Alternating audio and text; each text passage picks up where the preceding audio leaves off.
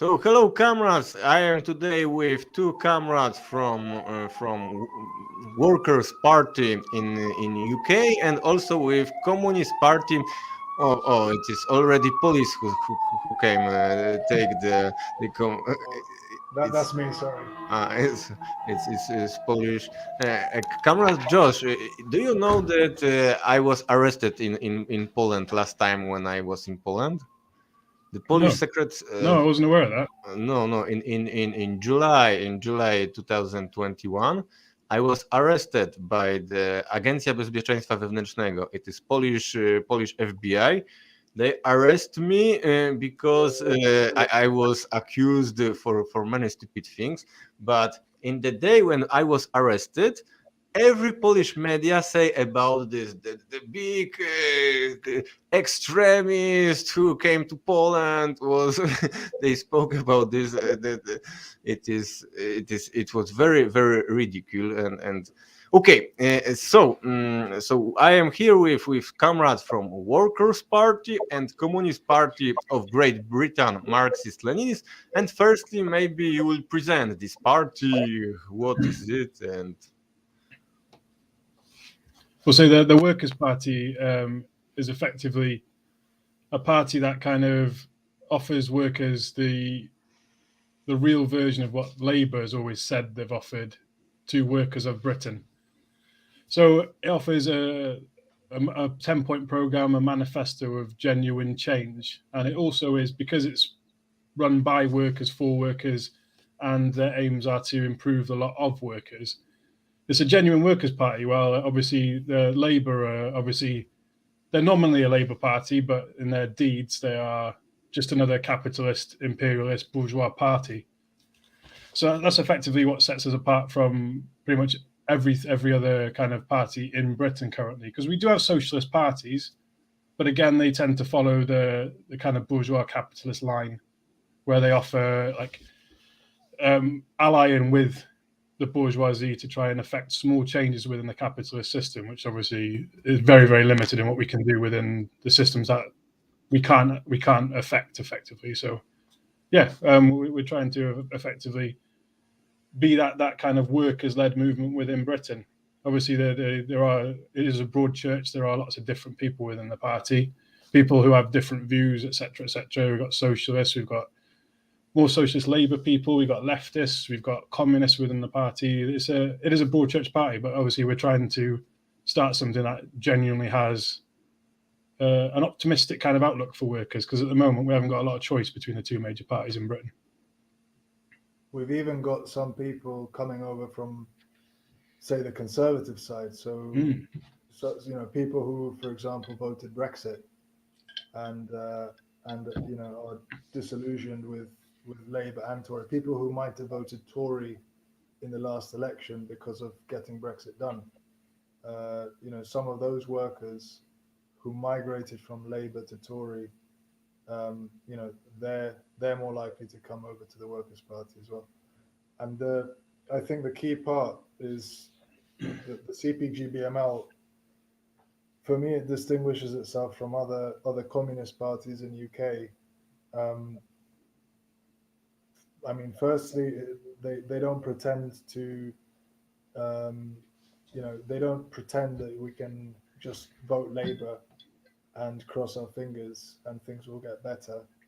There's no flirtation with social democracy and no illusion about social democracy, which is something that most other, whether it's Trotskyite, or self-identifying Marxist-Leninists in UK, they tend to have these positions.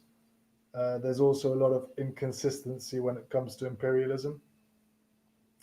So you'll see parties have, they might have some correct position on A, B, and C, but if we look at the war now in Ukraine, for example, it will be very difficult to find any party that has a correct line, and that's brave enough to put it out there, given the current, hysteria. So you might have some who are just quiet and don't want to give a straight answer about it, but the CPG-BML, in that sense, does a good job of putting out our party line and our ideas and not shying away from it. And another important difference is the fact that we have the Workers' Party. That's another thing that distinguishes us, because during the whole Cold War, there's been such a massive propagandistic effort to separate the working classes from their ideology, from communism. And the Workers' Party, whilst not being a communist party and not saying we want to smash the state and we want to do all this communist stuff, it tries to bring together all the workers and create a platform by which they can mingle with communists. They can start to learn about politics and history, and it's a sort of gentle way to undo that damage that's been done over decades, which is something that has to happen, and to slowly bring workers and increase the ranks of the vanguard. I mean, this is what we're doing. This is the difference between the two. Okay, so I would like to ask you about this economic situation now in Europe, in Western countries, in Great Britain, because all the time we are now in media, they are speaking about the sanction against Russia. But I am living in France, and in France now already we have people who are demonstrating. We have farmers who are demonstrating, because it is the time. If you want to start, I don't know, plant your things, it is spring now, which coming, and now you have to work in the farm. And the French farmers, they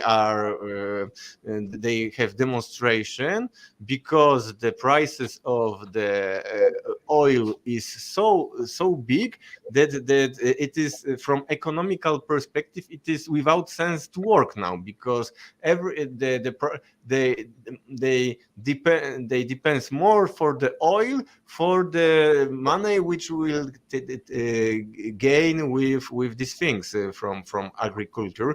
There are also the protest of the fishermen, because this is the same things, that all these boats are need oil, and it is economical catastrophe for the poor working people in France. And it is the first consequence of this sanction. So it is from perspective of the country where I am living, it is not sanction against Russia, it is sanction against working people in this country. How it is in Great Britain? Well, we lack the militancy that the French have, that's for sure. I mean, our prices are skyrocketing, and we don't have the benefit of energy caps like the French do. I mean, EDF is being basically a state-run energy organization. We don't have the luxury of having a kind of a guaranteed energy price. So our prices of our energy providing commodities, gas, electric, oil, they're completely controlled by the market. So as these rise, we're just completely unprotected from the kind of damage this does to us. So we don't have the kind of the protests, the things about things like this. We have many protests about ideology issues and things like that. But when it comes to real material conditions changing for workers, we're quite quiescent. We don't stand up and fight. In contrast to the way the French deal with stuff, of course, we're dealing with the same problems. I mean, there's the wealth gap was getting larger and larger before any of this started happening, and now it's only getting worse. I mean, workers are going from just being able to afford their kind of daily bread and what they need to get by in a week to not being able to afford it. And it's that qualitative change that makes the difference. It's like, so someone who's doing fairly well under this kind of system, them losing 5% of their income doesn't affect them too greatly. But someone who is just affording, they've just been able to get through a week, they lose 5% and they're in a one-way road to poverty effectively. And that's the issue we're facing. But so it's not just us. I mean, you said that the farmers are struggling to farm because of the costs of the fuel outweigh what they make. The fishermen are struggling to fish. You've got other examples of like the Italian paper makers. they do the maths and they work out that the energy cost to produce paper is more than the paper that they can sell. So they've just shut down production. And we're seeing this all the time. We've had fertilizer factories. These shut down before the Ukraine crisis started because they couldn't make fertilizer at competitive prices. So they stopped producing it. And the knock-on effect for our country was not just a lack of fertilizer, it was a lack of the byproducts of it, which were required. It's like CO2 for processing in abattoirs for meat, pigs and things. We had this insane situation where we didn't have enough CO2 to basically euthanize pigs to be made for food for our people. So we destroyed 50,000 pigs. I mean, it's this complete contradiction where we lack a commodity to humanely kill pigs, so we inhumanely kill them to get them out of the storage because that's costing too much money. It's just, I mean, the knock-on effects of these sanctions, again, you say they aren't harming Russia. They will in the short term, but Russia has seen this coming. They put measures into place to kind of cushion these sanctions, and they're already turning to different sources. They're already selling their commodities that they can't sell to us, to the rest of the world, which is the majority of the world, let's be fair. The part of the world that's cutting them off is 20 to 25% of the world's population. There's a whole big world out there that Russia can sell their commodities to. And if they turn away from the West and they start turning eastwards, our systems rely on having a kind of monopoly and a controller hegemony over the world. And if we lose that and we start seeing this big kind of cooperation between all the Eastern companies, they cut us out, they stop using the dollar, they stop sending us the first deals, we start getting towards the end of the queue when it comes to things, we will suffer. And again, these sanctions aren't serving the people of any country, but they will especially harm the West in the long term. I've seen mass protests in Spain as well this week over the cost of fertilizer, and I've heard that the effect, that the knock-on effect this will have on food prices, there's going to be a bit of a lag. So the inability to get enough supply of fertilizer now is going to affect the harvest this season. So it's going to take months for to see the effect that's going to have on food prices. So it's going to be a bumpy ride in 2022 for sure. And what you were saying, Josh, about Russia having, 3/4 of the world to trade with it's so true. And it's I think that in Europe and the collective West, with our media, we think of ourselves as the center, the be all and end all, and as if there's nothing outside. And really, in terms of population, even though it's the wealthier part of the world, population wise, we're a tiny minority, and things are changing. Like they say, the sun is rising in the east.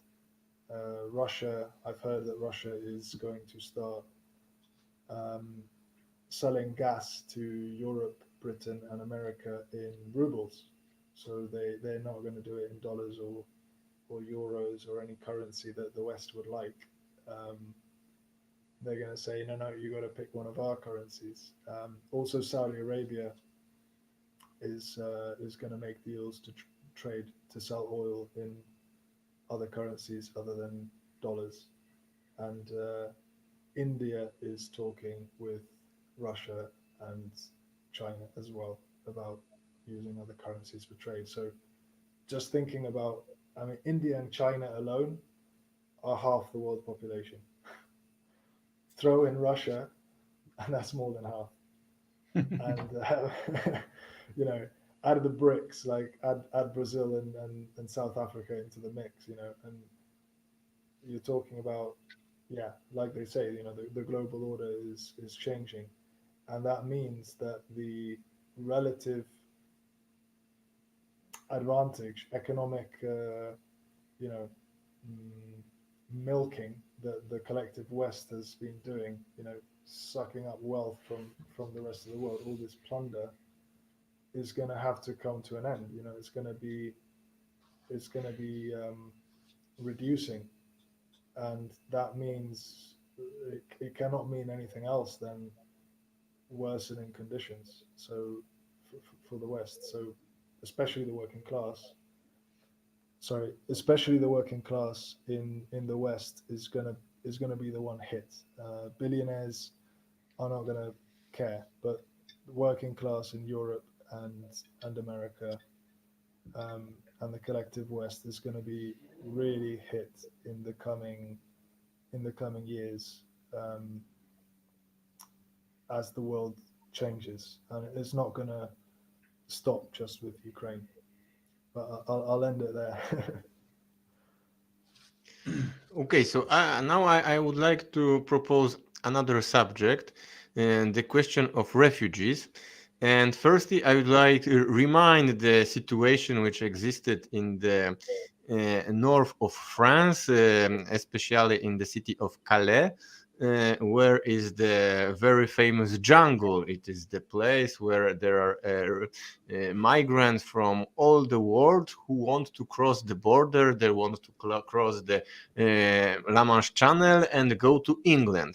And there are a lot of people who died because they tried to cross this border. I think that 2 or 3 months ago there was a big tragedy. There more than 20 migrants died in one boat, which was catastrophe in this channel. So we have similar situation in the Mediterranean Sea, where there are, in the last 5 years, there are more than 25,000 people who died in attempt to cross this sea. In the Polish-Belarusian border, last 6 months, it was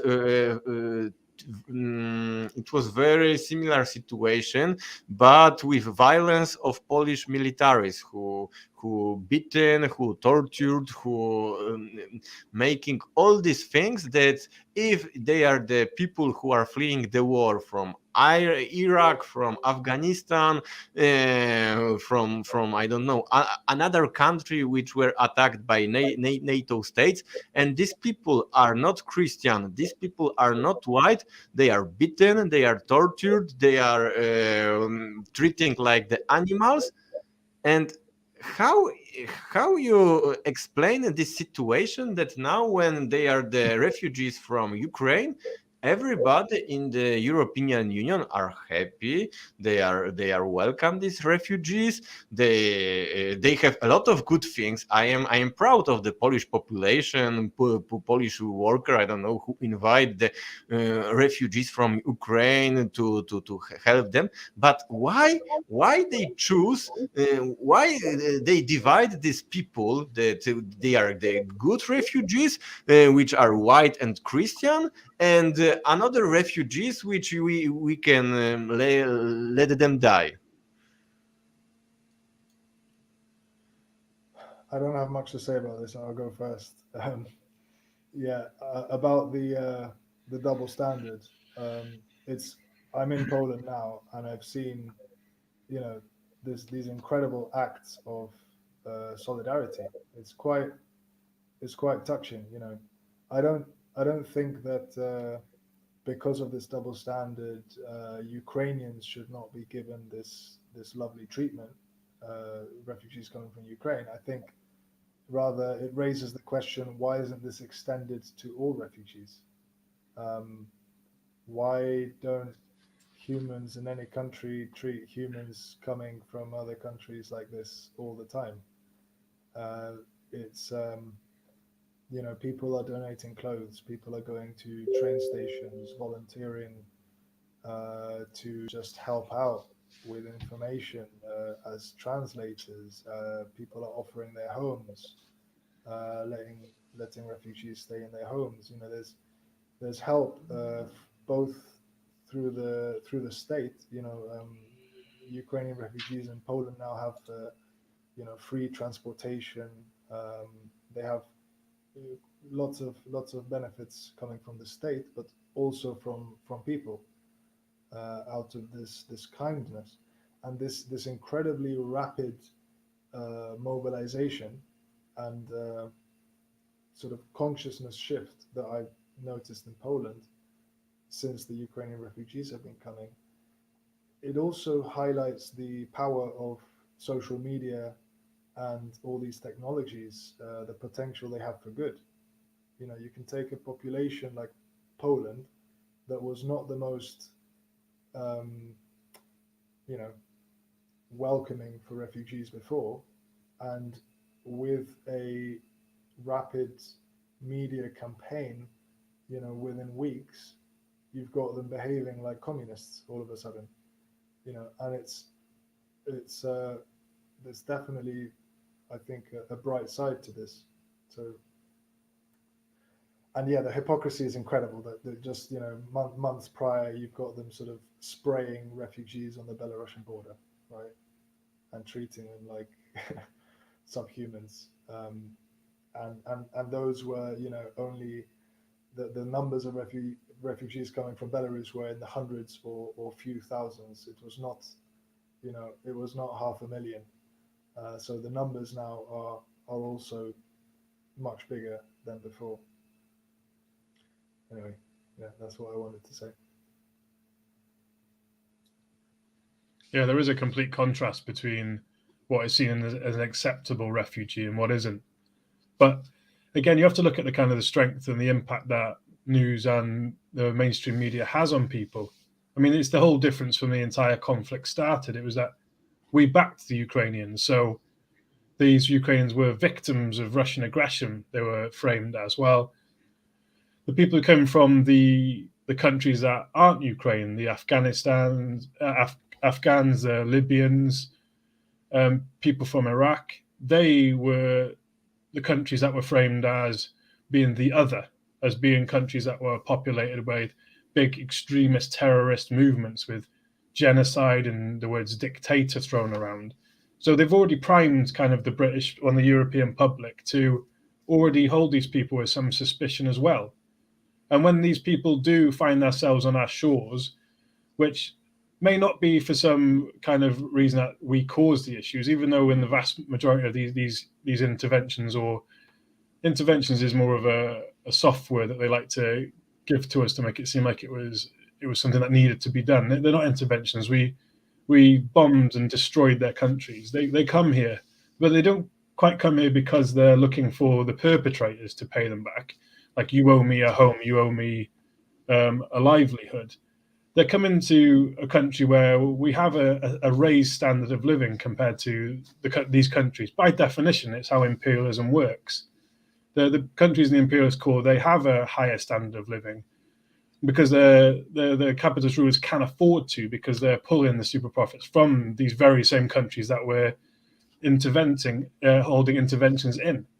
So they come here for that ability to eat effectively. So first off, we get this kind of strange dichotomy between economic and like military refugees, people fleeing war and people fleeing for a better economic conditions. And there's no distinction between them, because you die from a bombing, you die from shooting, you die from starvation. Dead is dead. And people will protect themselves. They will want to protect their families. But when they land on their shores, the people from these countries, these different countries where the people are different race, different culture, we've already primed our populations to hold them with some kind of suspicion, because we've exaggerated every freedom fighter in these countries as a terrorist, and then we also add this to claim that they're not coming here for good reasons, as our rulers say. They're coming here just for money, just for something to eat, just for a house above their head. But this hasn't happened with Ukraine. They've been held as the victims to this. They've been held up as people just like us. I mean, we've all seen the comments from the mainstream media. Oh, this happens in third world countries, but seeing it happen to like blue-eyed, blonde-haired people in Europe, it really brings it home. But this has still been continuing. We just haven't paid any attention to it through our media. And unfortunately, that's where the majority of people get their information from. So when the Ukrainians come to our countries, there's huge mobilization of resources to get them housed, and there's no question in it. And that is even in complete contrast to the fact that we've got many needy people on our own streets as well, and they're completely ignored.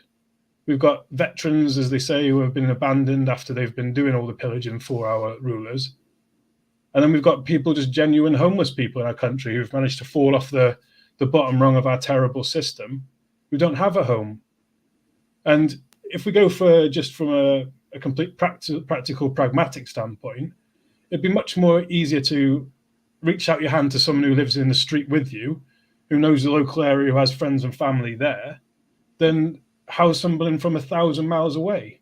We're doing this in such a hypocritical, inconsistent manner, and that's the issue.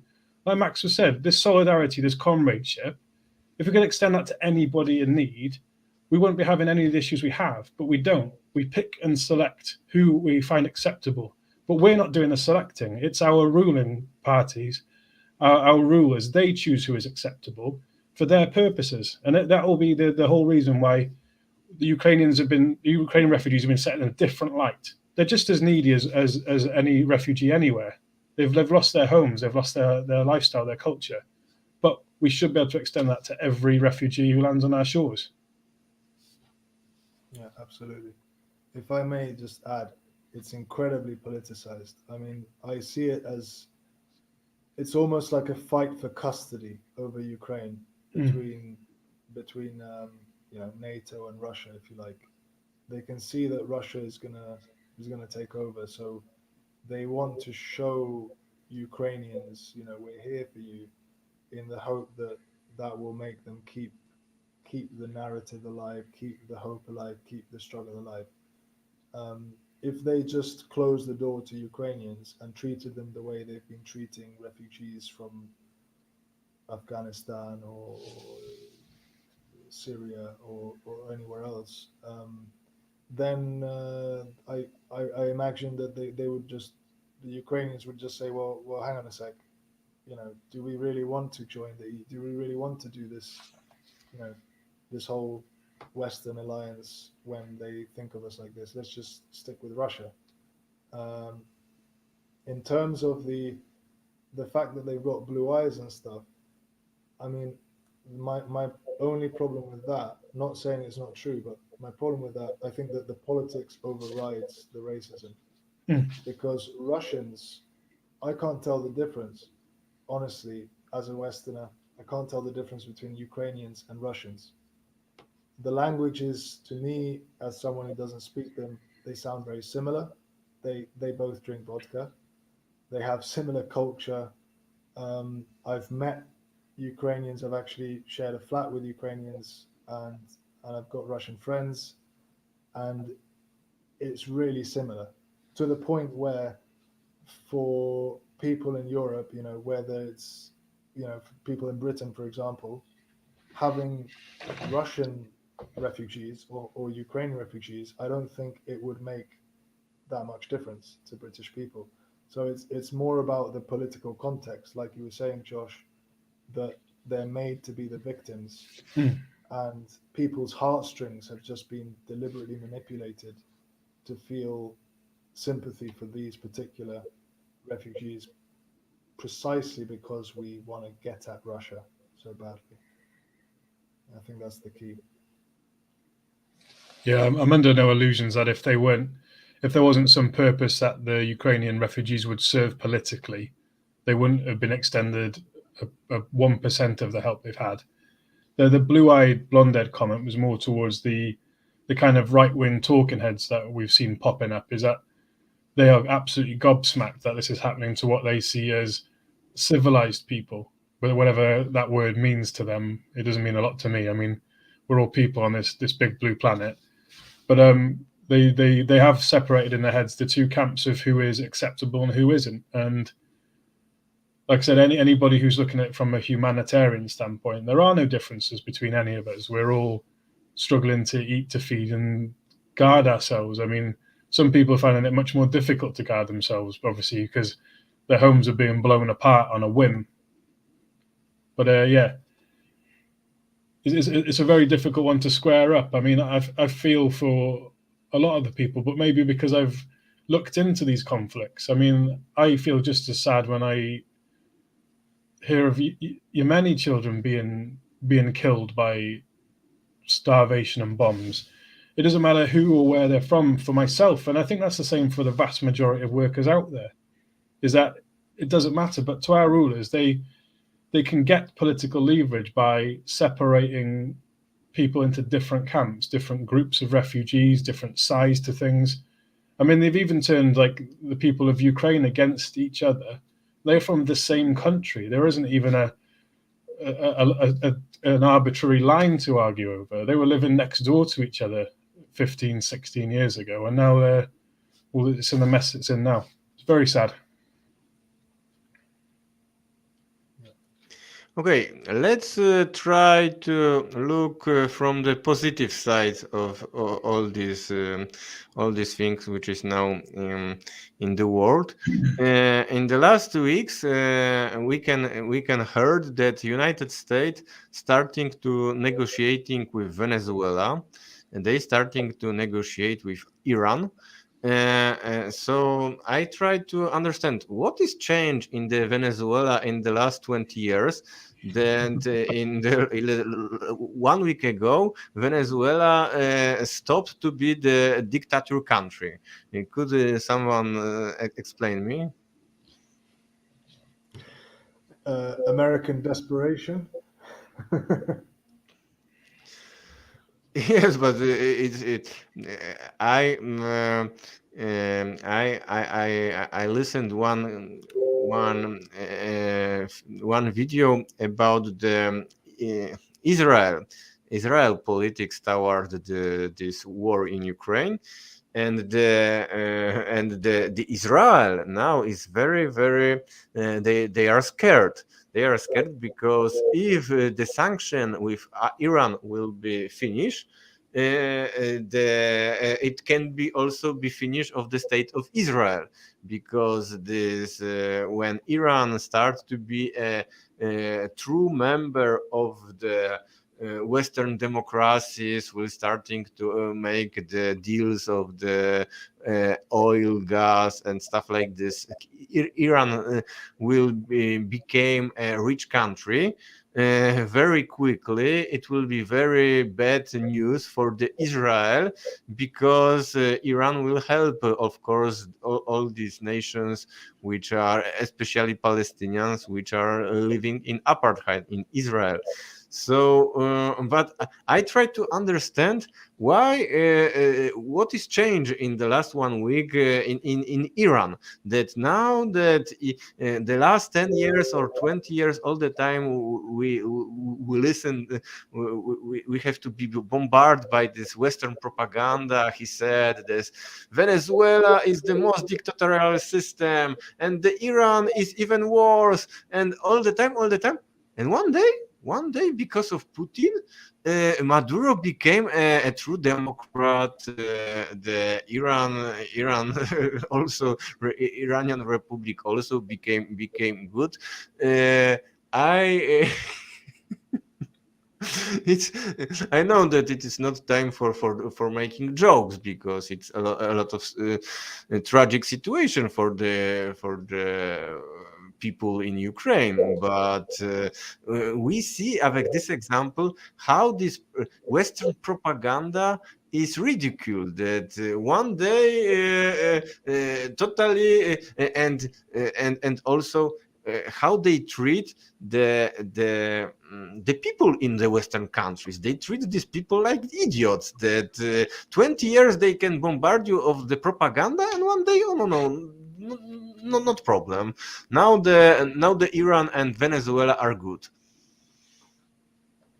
Well, we talk quite often about the news cycle here, where people's memory only lasts like as long as the kind of the couple of weeks news cycle. So yeah, we mean the 20 years of propaganda against Venezuela, against Iran. I mean, Iran since the 70s.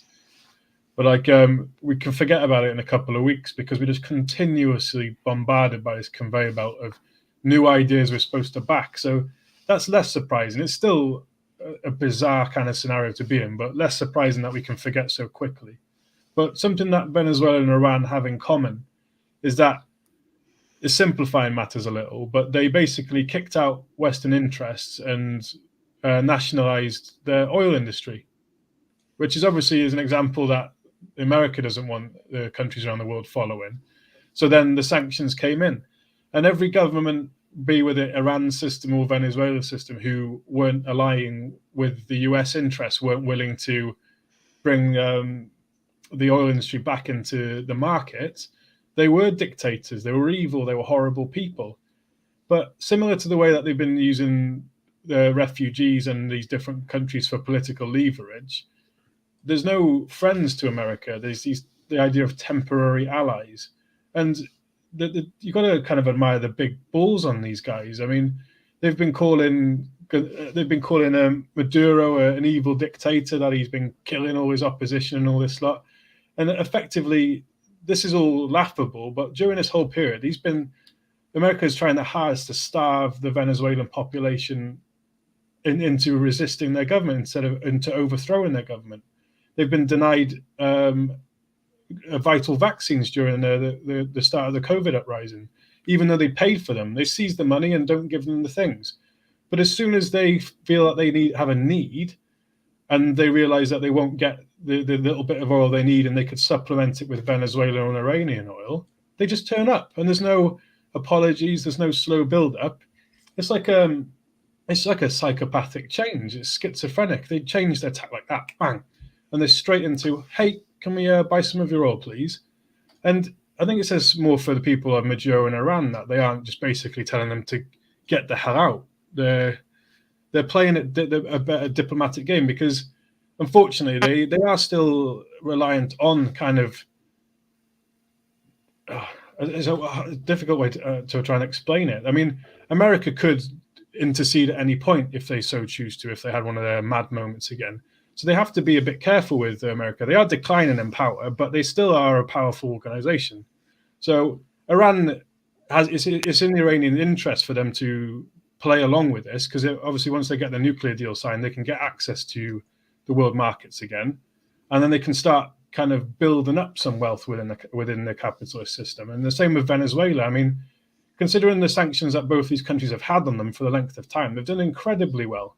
And if they could have access to the markets, then they would probably show the West how this kind of hybrid system of nationalization is to the benefit of the people. And again, it's not an example that they want to leave uncontested, but they're so desperate, as Max said, desperate, that they're willing to let this example ride for the short term just to get oil.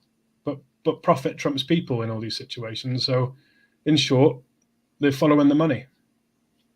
Yes, but I would like to ask you about the future of the United States, because you said about decline, but I think that the recent information are very good for the United States. First information that all the European countries now will buy the military American stuff, especially Germany, which wanted to build a competition to United States. Germany with France wanted to make something which is the competition for the United States, and the decision of Germany they will pay for the American. It is decision that there will be not European competition to the United States in the military stuff.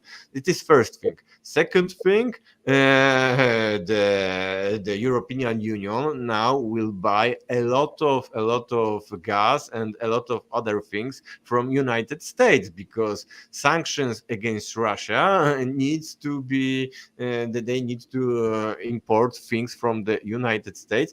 And I have this comparison with the First World War, which was the war between the Great Britain and Germany, and Great Britain starting to decline, and Germany was more competitive than Great Britain. But because of the winning this war by Great Britain, they still they stopped this decline. One thing which I am very, very pessimist is that the last, I don't know, 15-20 years, we've seen this decline of United States, especially a few months ago in Afghanistan. And now I am scared that United States will explode one more time and will be very, very powerful because of this.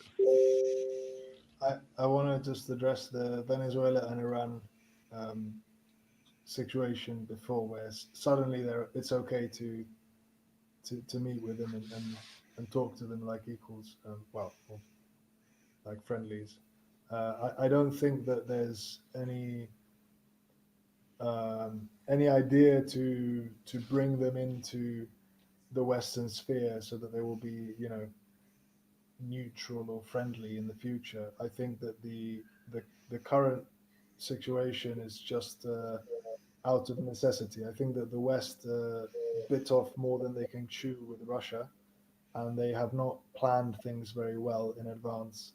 You had Boris Johnson going to, was it Saudi Arabia or Qatar, one of these countries, kind of begging them like, please, can you increase your output?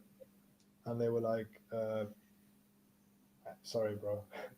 And they would much rather get the oil they need, the gas they need, whatever it is they need desperately from their allies, but their allies are starting to look more to the east, and the door is closing on them. So they are they're out of desperation. I think they're going to Iran and Venezuela.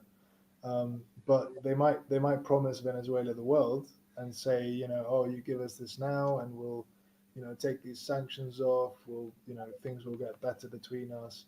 But I don't think that's true. I think, they'll get the oil they need in the short term, possibly, and meanwhile they'll be trying to find parallel arrangements so that they can get it from elsewhere. And once they do, they'll go back to trying to destroy Venezuela.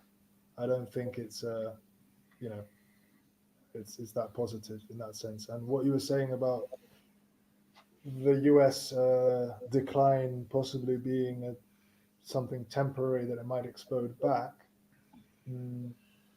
I agree that with the war in Ukraine and the dire straits that Europe is in,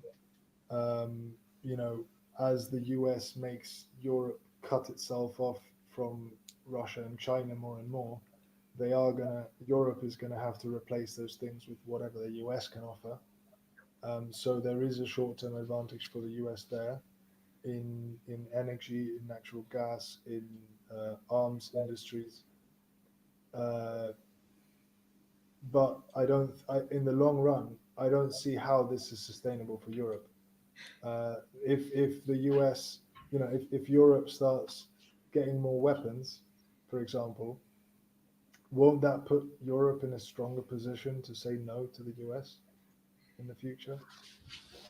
Aren't they, selling Europe the weapons with which they will undermine their military control and therefore political control over Europe? The political control that the US has over Europe, as I understand it, comes from their military.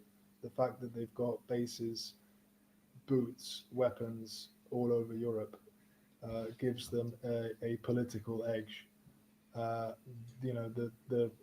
Their information, the American media, the powerful media, and intelligence services that can tap into Angela Merkel's phone, and the UN and all these institutions in Europe. This gives them leverage over European politicians and governments up to a certain extent, but I think everything has its limits. And if the prices in Europe go up catastrophically, and this does affect the European working classes, the working classes will end up rising, being angry and showing this and rising up, and that will open up opportunities, political opportunities for European countries to use that anger from the masses to try and affect some change that is in their national interests. This is what I was discussing earlier with Josh, is what I believe. So I think that in the long run, it is a US decline, and there's no coming back from this. No, it was quite. I think Mikhail's point about using World War One as a comparison was a good one, because, like you said, at the time, Germany was more competitive in the manufacturing market, and that kind of led to their ascendancy. But obviously, they lacked the colonies and the expansive space that Britain had managed to secure because by their early ascendancy into their industrial capacity. But we've got the situation now where Germany are the biggest manufacturing base in Europe. I mean, compared to Britain, we produce very little. Germany do, and they obviously everything that underpins an industrial kind of setup is how do you power your machinery.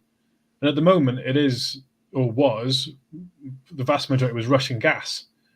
And yes, if they turn to America, the supply is there, but it's a very different form of gas. This is liquefied natural gas, which is an expensive process. They effectively turn it into a liquid form of gas. They ship it across the Atlantic to Europe, and then they need special equipment to deal with this, to turn it back into a gaseous state so they can actually use it. And this pushes the price up nearly eightfold over what they're paying already.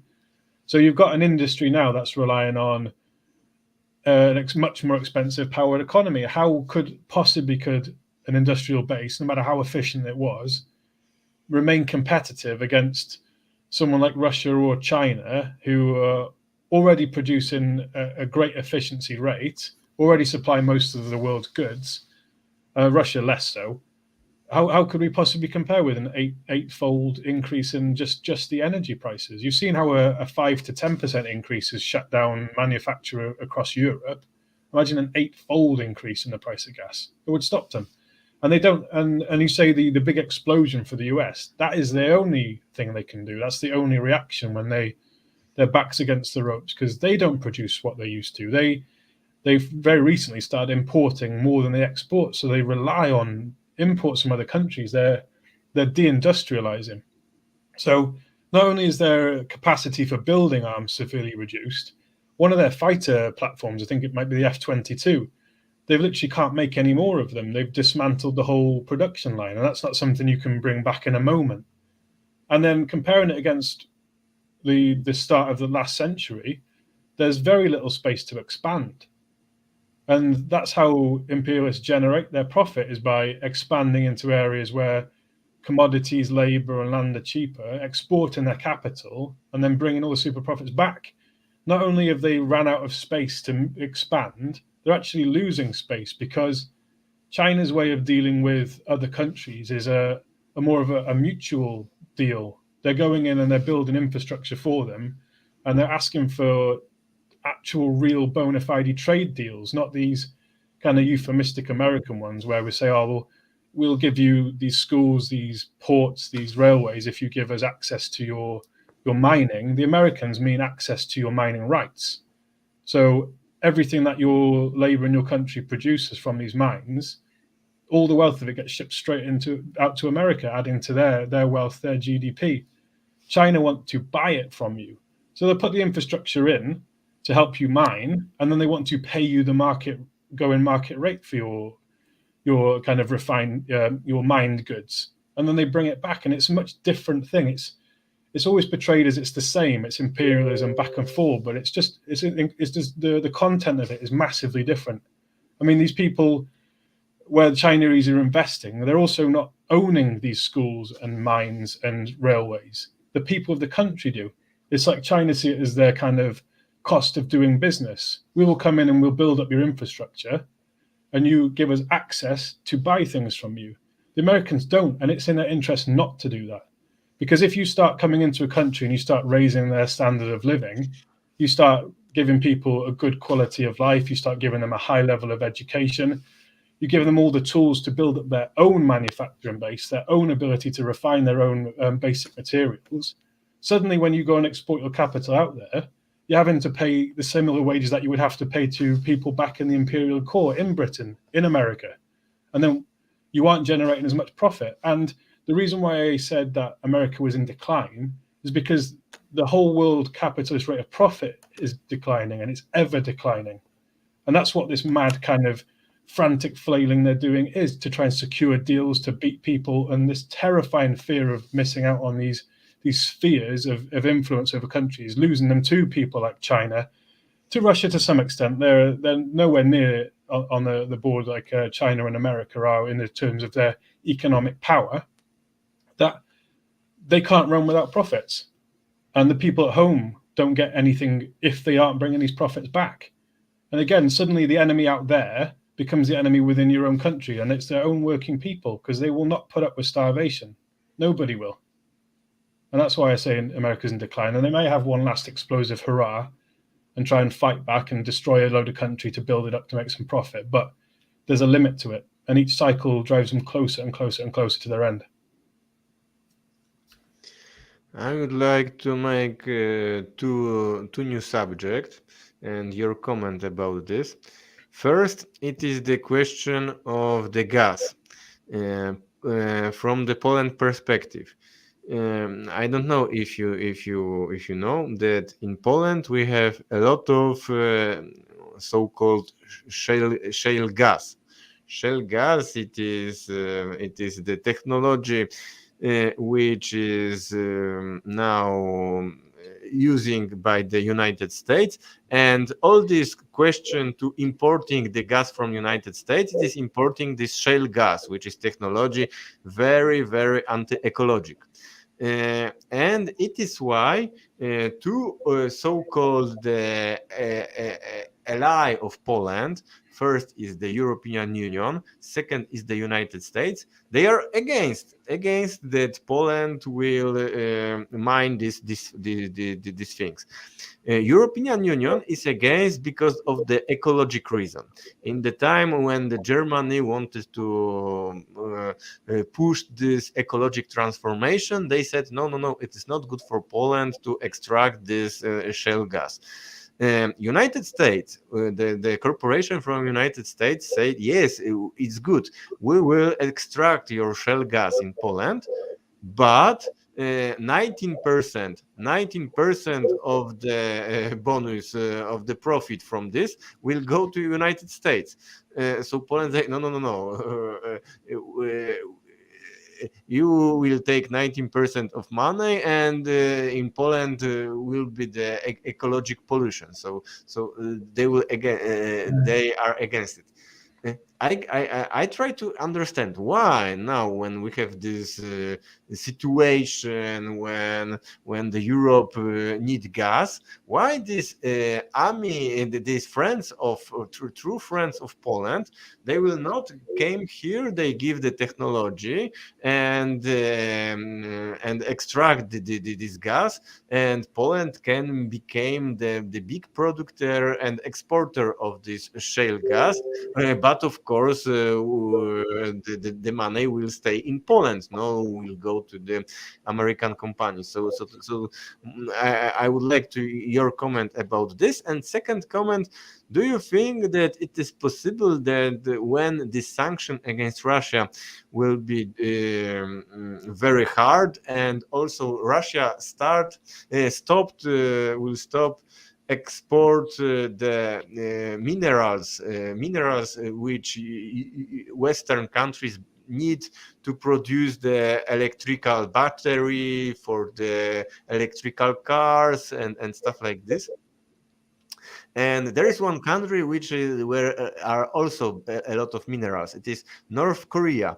Do you think when the Western countries will be so how to say desperate that they will one time invite the Kim Jong Un and the North Korea to this big family of the Western democracy, and say, now North Korea, you are good, only give me your nickel, give me your lithium, give me your other minerals which there exist in North Korea.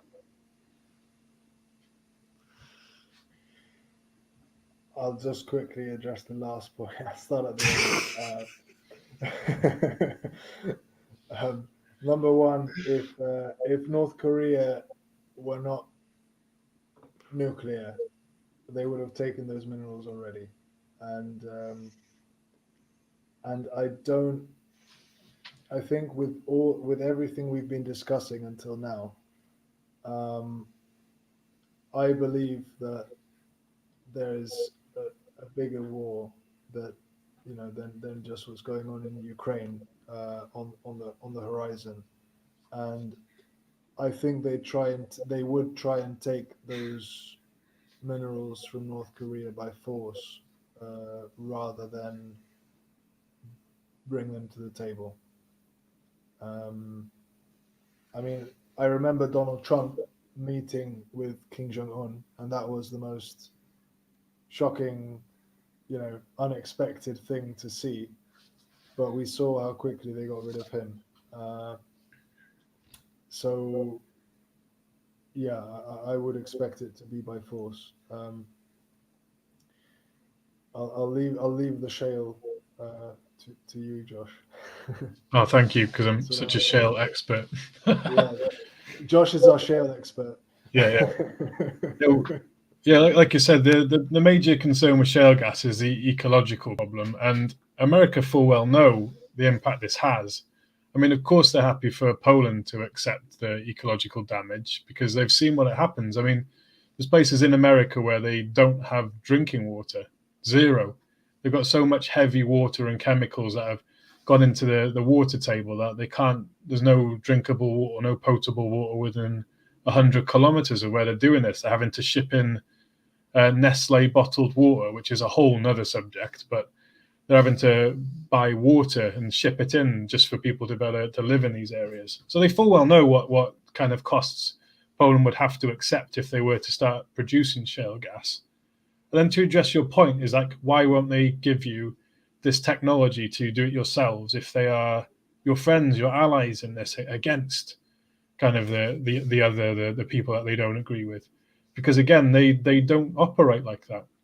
They don't believe in mutual development. Every kind of a bit of aid they offer will pay themselves back 20-fold. So for them to give up this kind of valuable technology to allow Poland to become self-sufficient by harvesting its shale gas, they can't allow it, because not only would it basically increase Poland's stance, which again, you're temporary allies to the US, if you can even say that at the moment. They've got no interest in raising anyone else's wealth apart from their own.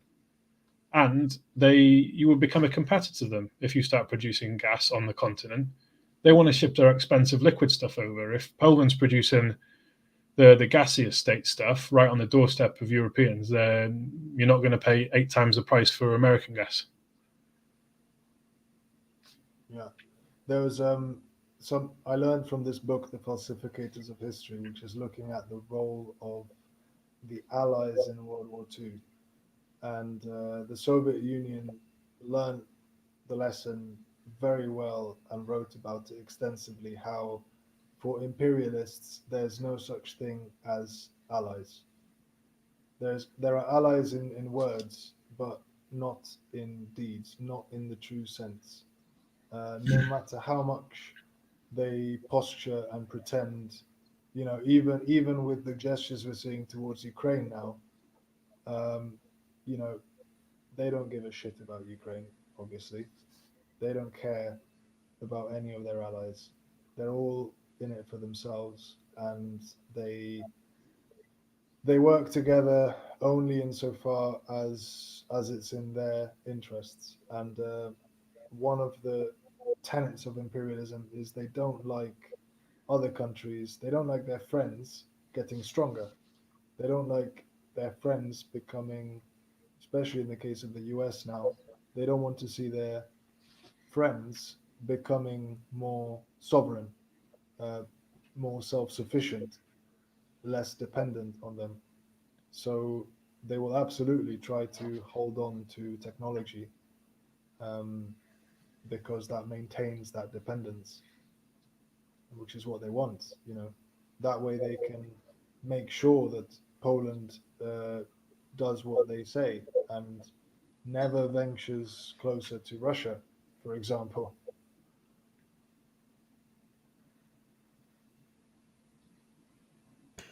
Okay, now we can say some words about the European so-called leftist or social democrat who are very aggressive toward Russia.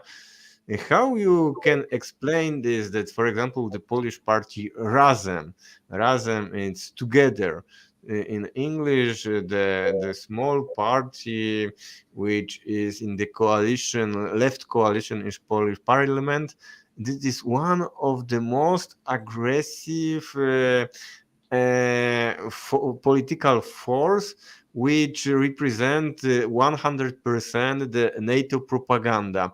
How you can explain it that the left, which is traditionally against war, for pacifism, these forces are calling to the sending weapons to the Ukrainian Nazis, sending the helping the with money, that Western countries need to cancel the Ukrainian debt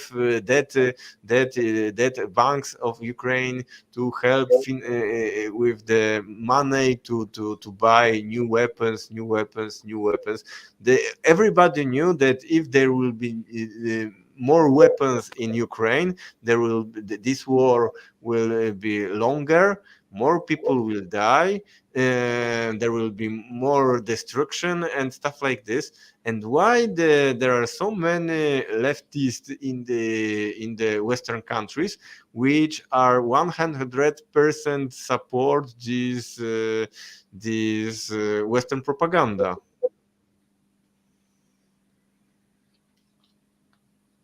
I can go. I was just talking about this recently with someone. I see that in the West, ideologically, broadly speaking, I can identify two camps, at least in my opinion. One is the perhaps the labor aristocracy, or the workers who are working for these corporations, right? Big, tech firms, banks, big corporations. Um, they're usually they are trained for years at university. They work in offices. It's almost like the white collar, blue collar divide, but in the 21st century, the way that we see it now. And they are trained. I mean, they are indoctrinated from school through university, and it continues at the corporate level. And I've got loads of friends who fall into this camp, unfortunately, and they get so indoctrinated. They fall into all these patterns we can recognize, whether it's the, you know, wokeness, the vaccine hysteria, now Ukraine hysteria. Um, I see them on one side, and then I see those who are to some extent disconnected uh, from the direct indoctrination of these corporations, who are the petty bourgeoisie, those who are more independent, working for themselves, little shop owners, cafe owners, um, and the workers that work for them, workers that work with the petty bourgeoisie, and also workers that are, you know, at the bottom of at the bottom of the pyramid, who basically don't give a shit. And if their boss tries to tell them about, social justice stuff that they should care about, or causes they should donate to, they're just going to say, piss off, mate. um, and they to some extent think differently, and I see them gravitating more towards the sort of Fox News, Tucker Carlson views, a, a bigger variety. Some fall into conspiracy theories, some are communists. There's a big variety there of ideas among those sectors. Um, but I saw a survey I just sent to you, Michał, and it showed it seems to show in Canada a correlation between unvaccinated people and triple vaccinated people, the extremes, let's say, of the spectrum. Not that one, the next one. I just sent you on WhatsApp. and this suggests that the unvaccinated people, i.e., those who were skeptical or mistrusted, the mainstream media, their own state in an imperialist country, when it came to COVID, also mistrust them when it comes to Ukraine, and they're not as willing to support sanctions against Russia and measures to basically fight Russia at their own expense. Whereas the other group that I talked about in the beginning are much more likely to be fully vaccinated and more likely to support sanctions against Russia and all the measures to fight Russia. So that's this is how I'm seeing it, things evolving. I don't know what you think. Well, I think I'm going to take a bigger picture view. I think you painted a great picture of like kind of the different like the strata within the working class in Britain, but I think we need to look at how the left has changed over like the time since it became a thing. I mean, originally leftists were fully against the capitalist system. I mean, they were writing critiques on capitalism. They were offering alternatives, and that was what the left was about, and that's kind of how they define themselves. And then there was the great betrayal with like the Second International meeting, where effectively a large group of what were social democrats, very different to what they are now, they sided with imperialism away. They betrayed the workers' cause. I mean, the whole idea was that they would pull out of that they wouldn't enter World War One, the imperialist war, and they would come out of it. So before that, the left understood that imperialist war was something that we had no business being in as workers. It was no good for us. It was no help for us. But they sided with their bourgeoisie, the social democrat kind of sect of the leftists, the social chauvinists. They were socialist in words, but chauvinist in deeds, where they looked after their kind of bourgeois national interests over the proletariat interest. And we end up with this big split. And of course, when it comes to whoever is the ruling class, they are going to promote ideas that basically keep their system going. And having a left on side that would always side with the bourgeoisie when push comes to shove, whenever any big questions happen, like should we invade here, or should we enter this war, or should we even start hammering down on the working class, they start collaborating with the bourgeoisie, these leftists, and they became very different.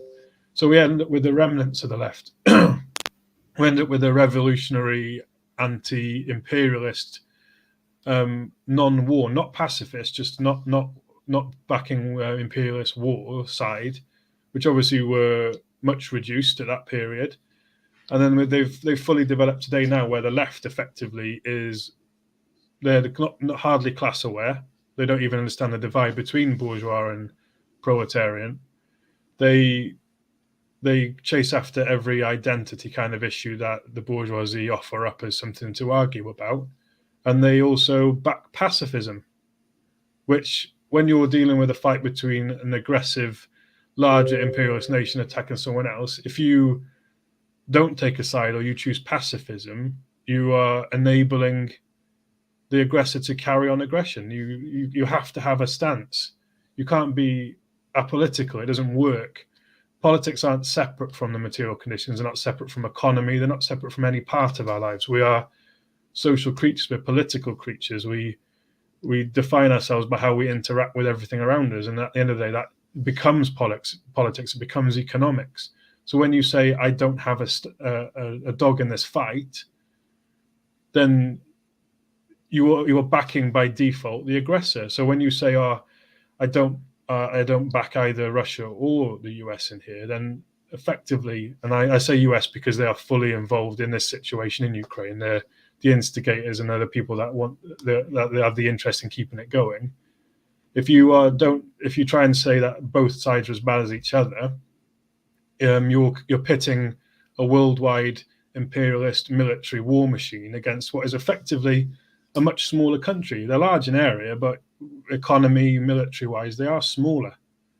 So that's where the left has become. The left will argue over identity, they will argue over small issues, but they won't touch large issues. And it's like what Max was saying at the start. We even have communist parties in this country that won't touch these big issues. They'll defer to the Labour Party's line, who are bourgeois through and through. They've cast off all semblance of being socialist many years ago. So yeah, the left is defunct, and I think the best thing, and I think it's a way that a lot of the comrades over here do, is we distance ourselves from the left, as the self-proclaimed left, because we need to kind of highlight the difference between people who have a materialist understanding of the world, an aim that they want to achieve, which is the emancipation of the working class, and that is the primary kind of struggle we're facing. So the left has become a very confused beast now. It's got too many heads, not enough legs, and it's not going anywhere, unfortunately. The Labour aristocracy has grown and become louder. It's with technology and social media, their voice is being amplified. And like you said, Josh, the inheritance of the Second International and this betrayal, and when it comes to imperialism, always falling on the side of imperialism, even having all this lefty talk or even Marxist sounding phrases, they always fall on the side of imperialism. And the Labourites, this is the modern left that we still have to deal with in the imperialist countries, right? And this is why one of the main goals as well of the Workers' Party is to directly challenge the Labour Party, to try to bring down that voice of the Labour aristocracy and raise the voice of the real working class, which has been stepped on for decades. Okay, so I think that it's already, we have more than 1 hour conversation, so soonly we can finish. But what is your position toward the anti-war movement in Russia? Because historically speaking, we have two big movements in the history. First, it was against the war with Japan in 1904, 1905, and it finished with revolution. After, we have another anti-war movement against the First World War, and it's finished with October Revolution. And now, in the time in the war of Ukraine, we have from first day we have some anti-war protests. Of course, it was started by the liberals, which are collaborating with the Western NGOs and some of the middle class from Moscow, this upper class of the Russian population. They present themselves like the enemies of the war. But from the information which sometimes we can find, and also we can find in the Western media, they try present this. There are a lot of people in the Russia which are against the war, also leftists, also some radicals, even Marxists who are protest against war, who are in the prison now, who are. What is your position toward this movement? I wouldn't compare the 1905 and World War One with what's going on now, because I mean World War One, for example, was an imperialist war where Russia was on the side. It was in the Triple Entente. It was on the side of Britain and France. Russia was in financial debt to Britain and France at the time. I don't want to say it was a puppet, but to some extent, I think Britain and France heavily influenced Russia, and the interests were aligned. So this was, from the Russian point of view, not a just war. against Germany in World War One. So, as communists, it would have made sense, as it did make sense, to oppose that war, and of course that helped to bring, that led as one of the key stepping stones to the final revolution. Now, however, from the Russian perspective, this is not. They don't have imperialist interests with Ukraine. Russia is fighting now a just defensive uh, war against NATO, um, simply trying to protect its own security. So, as a communist or a person of the left, it doesn't make any sense to make this appeal of pacifism, of Russia should not be fighting. Uh, Absolutely not. The appeal should be made to NATO and the West to stop what they are doing, to stop provoking Russia, to stop escalating this war. Russia never tried to start this war; they are only trying to end it. And I wish them all the best in this operation. I hope that they can end this as quickly as possible, uh, painlessly as possible, with as fewer casualties as possible, and that Ukraine can become stabilized. Um, as for according to Russia's very fair demands, to denazify, to be neutral, to recognize the will of the people of Crimea and the Donbass. Um,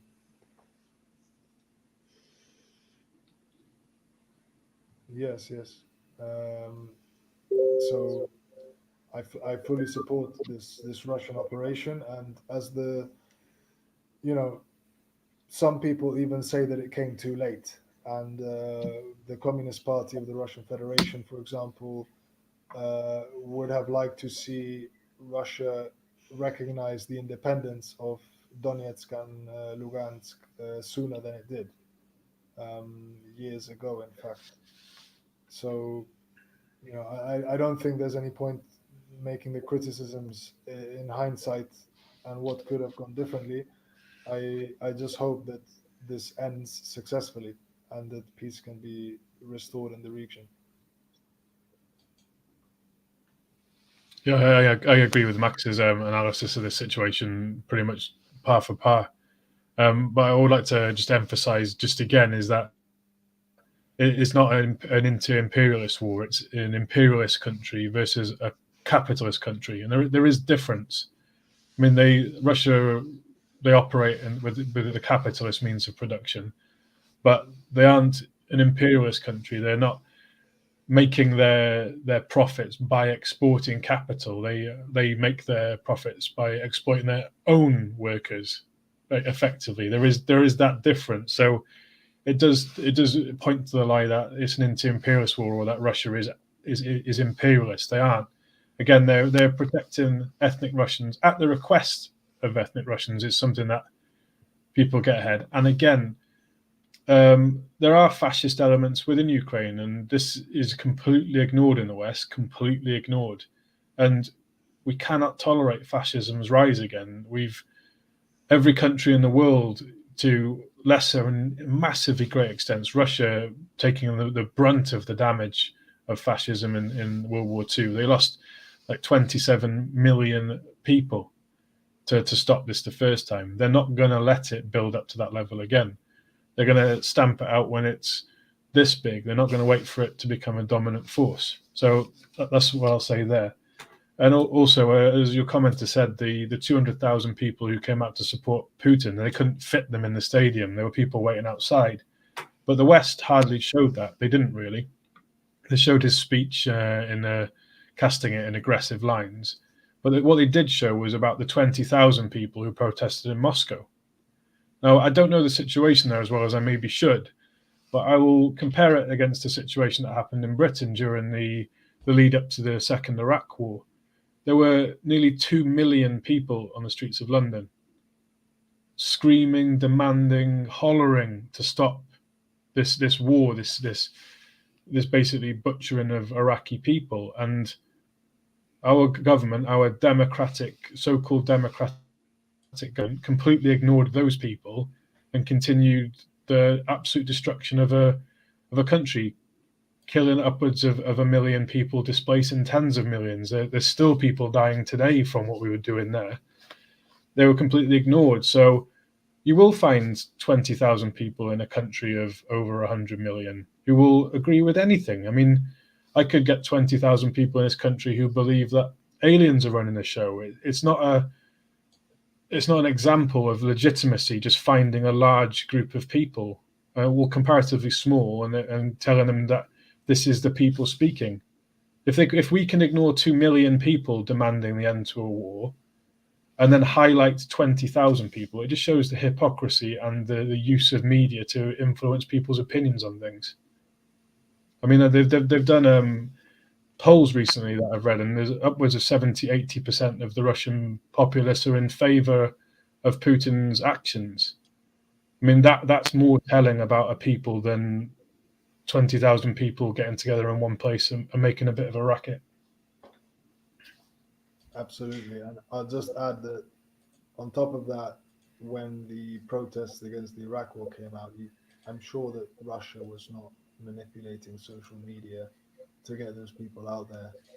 And also remember, the population of Russia is more than, it's at least more than double the population of the UK. I mean, I suggest that we can listen a little from this concert. Которая уже набрала 2,5 миллиона просмотров. Сейчас Маргарита Лисовина находится в Донецке и готовится стать мамой. Но песня жива. Песня все равно сегодня прозвучит, друзья. У нас премьера дуэта Наталья Кочура и Виктория Дайнеко с песней «Донбасс за нами».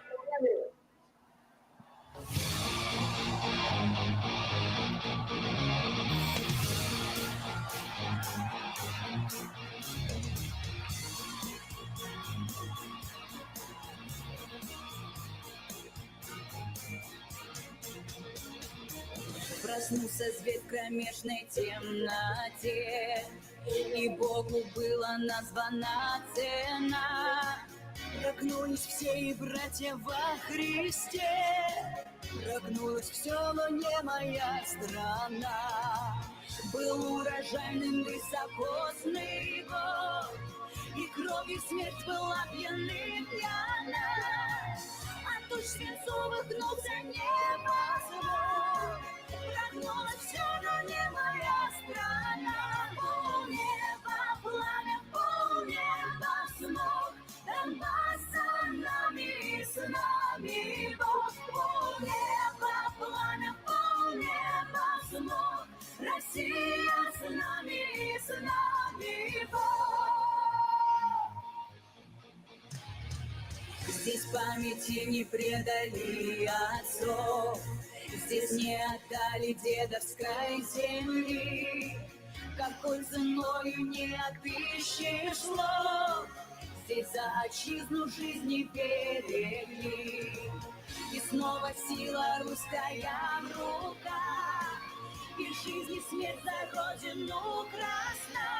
Стоит и держит небосвод в руках, моя непокоренная страна. Полнеба пламя, полнеба смог. Донбасс за нами, с нами Бог. Полнеба пламя, полнеба смог.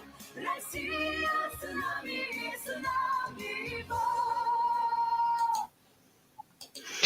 No, I think that if somebody want, can listen all the concert, but it was very, very long. But a lot of good music it was there. Красивая. Да, красивая женщина и красивая песня тоже. Да, да. Вот, комрад, вы говорите по-русски или нет? Не понимаете? Я говорю хорошо по-русски, я должен признать. А, ты говоришь. Да, Товарищ да. Жорж понимает, что мы говорим или нет? Понимаю. No, I'm joking. No. I learned a little bit. Okay, so thank you, comrades, for for this discussion. It's very important now in these days to try to say something different. That this why is Russophobia so strong among Poles? I am nearly 60 years old, living in North America, and every Pole I ever met is extremely anti-Russian and anti-communist. It is disturbing. I think that it is question for me because I am Pole. You're in France, though. Yes. I have to deal with it every day. Yes, but I need to explain that it is this Russophobia. It is something new. That in the one of the most important national hero of the Poland is so-called fascist Roman Dmowski. In Warsaw you can find monument of him, and also I am accused for destroy that I wanted to destroy the monument of Roman Dmowski. But who was Roman Dmowski? Roman Dmowski was a Polish nationalist who wanted in the who think that the biggest threat to the Polish nation is the Germans, is the people from the West, and because of this Roman Dmowski and all his supporters, they wanted to have alliance with the Slavic countries, with the Russia against Germany. So when you talk that the Roman Dmowski is one of the most important hero of the actually Poland, and his political strategy with was be friend of Russia, not enemy of Russia. So and also in the time of the Second World War and the socialist Poland, when the Soviet army liberated Warsaw, or the liberated Auschwitz or liberated other places, the people in Poland knew that who are the liberators and who are the enemies. The enemies was the Western countries. So now they would try to solve this stuff that every Pole is the Russophobic, and it was always like this. It was not always like this. It is something new. It started in the 1990s with the when the most of the Polish mass media, it is the Western owned companies.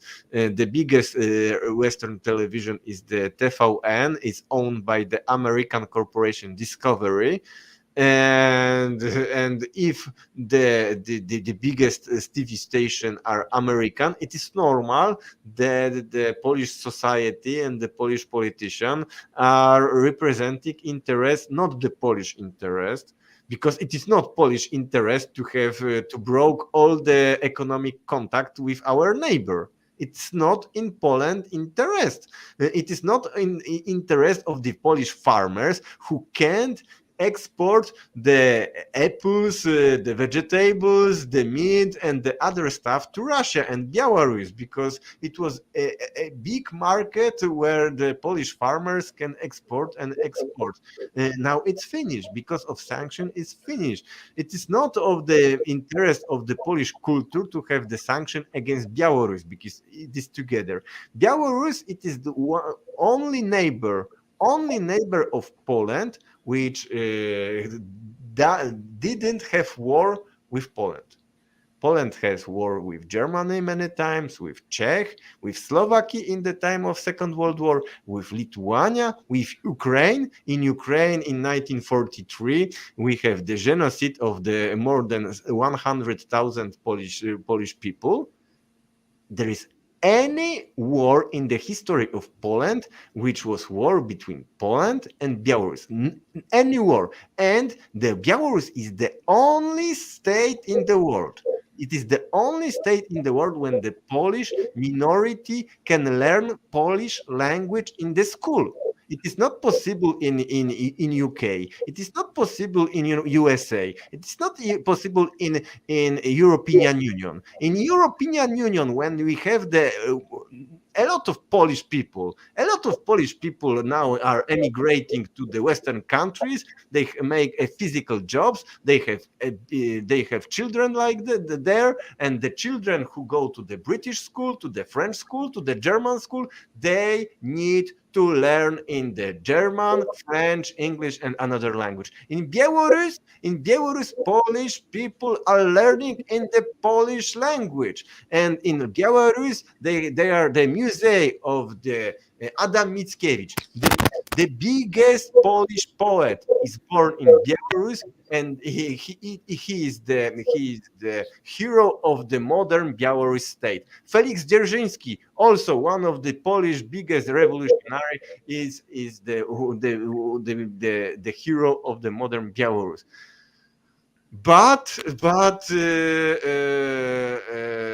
So we see this difference that in the Western countries they try to destroy the Polish culture and this Anglicization, Americanization of Polish culture. It's destroying the oldish Polish culture which existed before. And in Belarus, they have the museum of Adam Mickiewicz. So it is not interest of Polish people have bad relations with Belarus, but it is interest of the NATO, and especially it is interest of the United States. And now we have the situation of totalitarianism in Poland. If in Poland you say that you are not agree with this politic, they will destroy you. They will smash you in your face. You can have problem with job. We can have problem with other things. I am scared that in few weeks they will start beat people or killing people. It is also possible they will start to kill people who are not agree with them. So in this, it is the only way how I can explain that all the people in the Polish parliament are 100% agree with this politics. Because if you are not agree with this politics, they will destroy you publicly like this. Yeah. Can I just add? Yes, when I looked into this to try and understand, because I feel exactly the same way, it's obviously not in Poland's interest. Where does this Russophobia come from? To me, it dates all the way back to when Poland was split between, with Prussia, Austria-Hungary, and the Russian Empire. And when World War One came about, they, I say it jokingly. They basically gave Poland its flag after World War One and a gun and said, "Now go fight Russians." It's like the Polish nationalism since World War One has been pointed at Russia, and I've got some. These are some propaganda posters that I saw from the Polish-Soviet War, 1920, and it's all basically showing you've got the Russians as red devils. Here you've got a Russian as an evil monkey with a red star.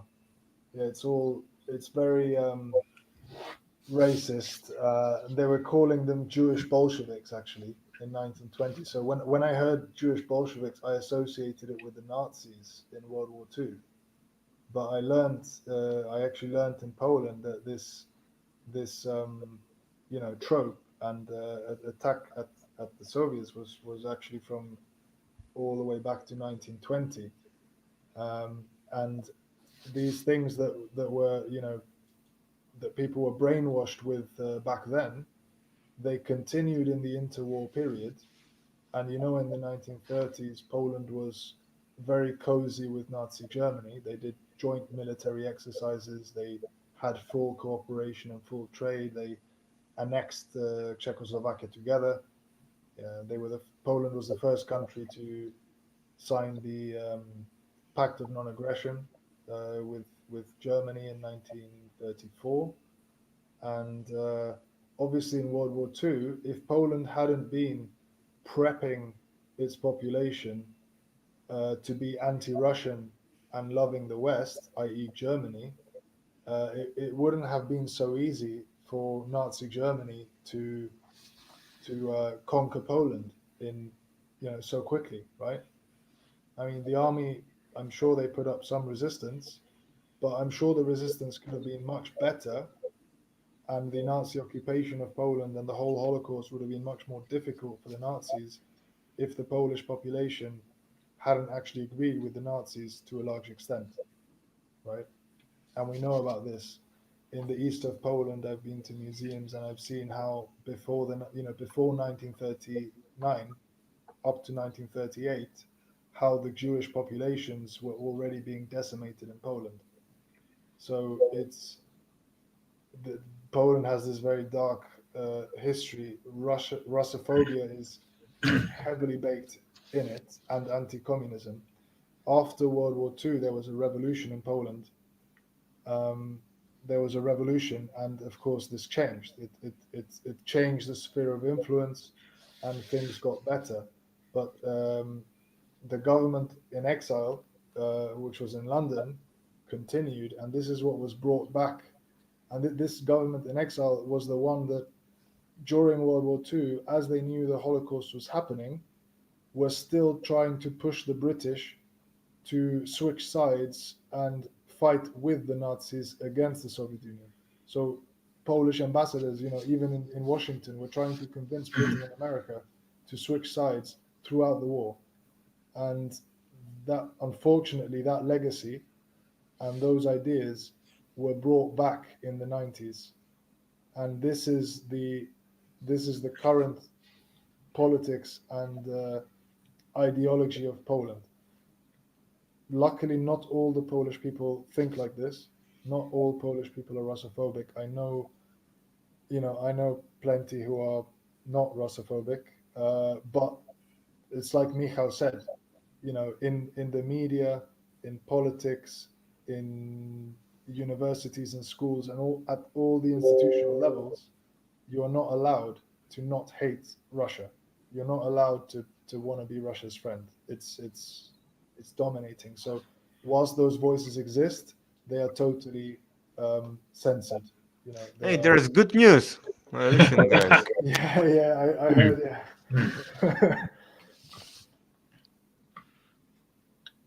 It's always nice to have a little bit of good news at the end, isn't it? It's like cherry. She is the first female Secretary of State in the US.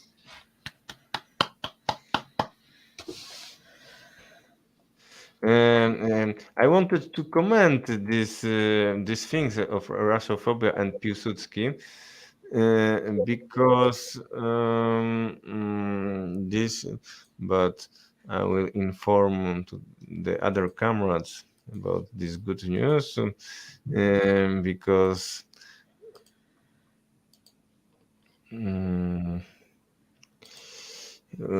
we need to remember that she was one of the most important person responsible for the genocide in the Serbia in 1999, and also she was responsible for the sanction against Iraq from 1991 after 2003. And this sanction against Iraq died more than 500,000 children in Iraq in these 12 years. So it is it's good news, but also it is bad news. It is bad news because people like her need to go to the court and judge and go to the. I am the. It's not good that she died without not in prison. Her place is prison or labor camp. I know that she is a little old for the labor camp, but I think that we can find more like Nuremberg. But maybe if she work one day in labor camp, it will finish quickly in her life. But with this Polish Russophobia and Piłsudski, I think that we need to. There is three three levels, three etaps in the history of Poland before Second World War.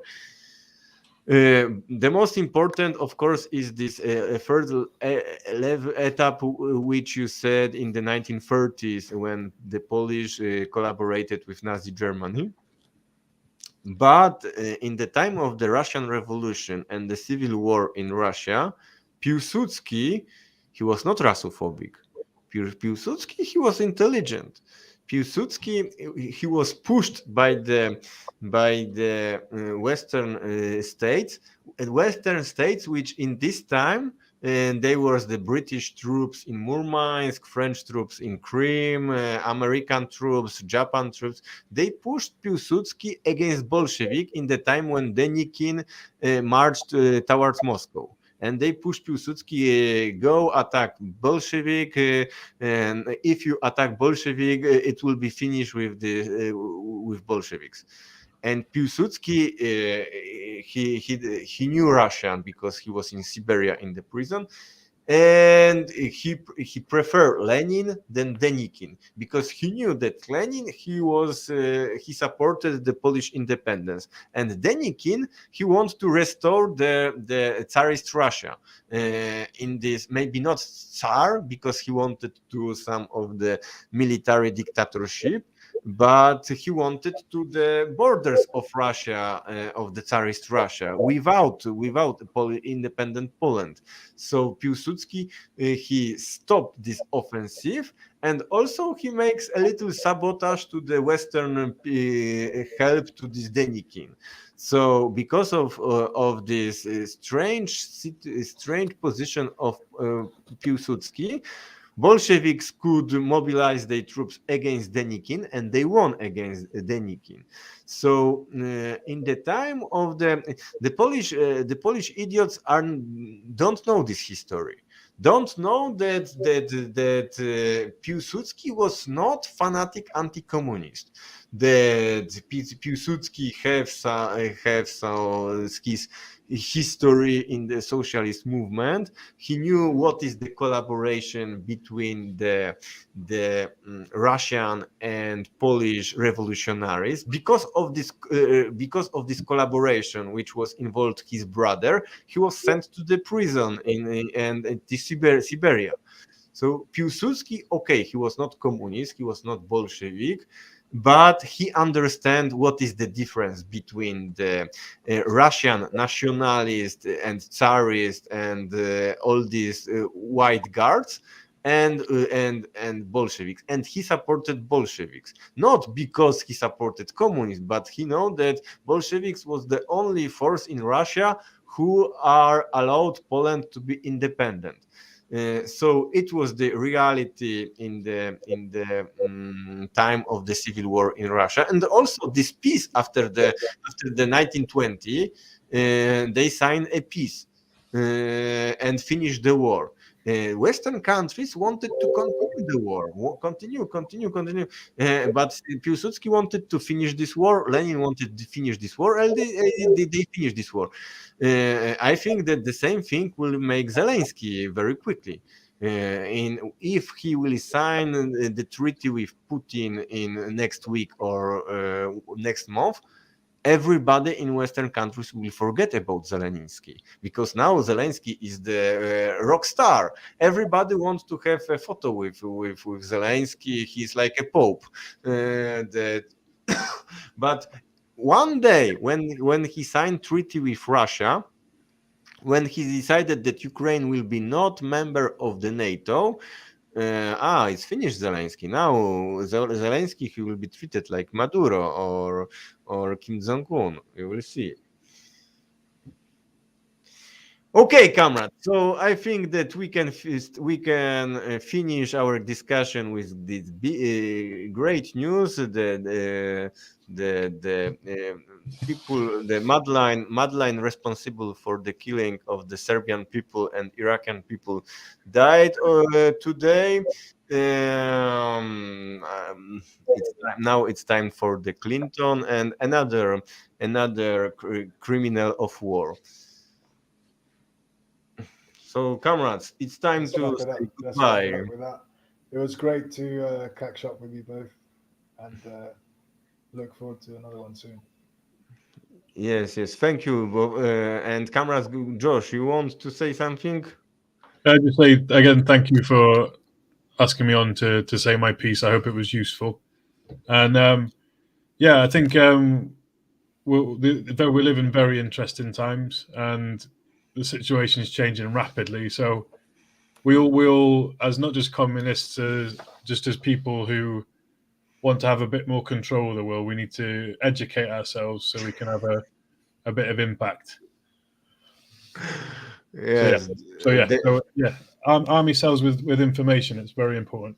The Queen will is outlive us next. all. She will outlive us all. She will fall. Yes. Okay, comrades. I finished this.